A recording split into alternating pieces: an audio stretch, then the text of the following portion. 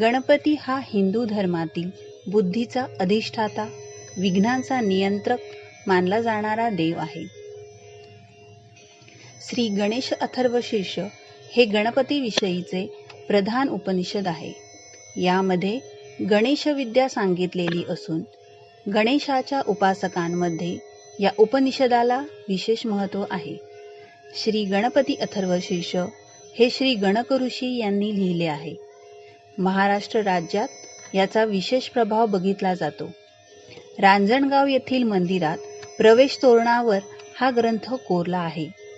गंग हा गणपतीचा बीज मंत्र आहे असा उल्लेख या ग्रंथात येतो. मूळतः गणेशाची ही वैदिक स्तुती आहे, ज्यामध्ये गणेशाच्या आवाहनापासून ध्यान व नामाने मिळणारे शुभ आशीर्वाद आहेत.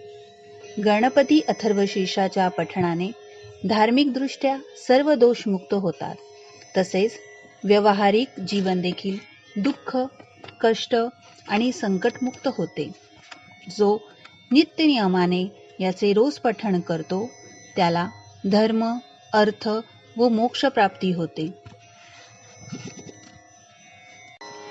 अथर्वशीर्षाचे 11, 21 हजार आवर्तन करण्याची ही प्रथा आहे, ज्यामुळे सर्व पापांचा विनाश होऊन सुख समृद्धी लाभते.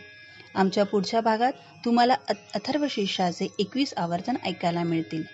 तेव्हा अशाच अध्यात्माच्या गोष्टी ऐकण्यासाठी लाईक व सबस्क्राईब करायला विसरू नका.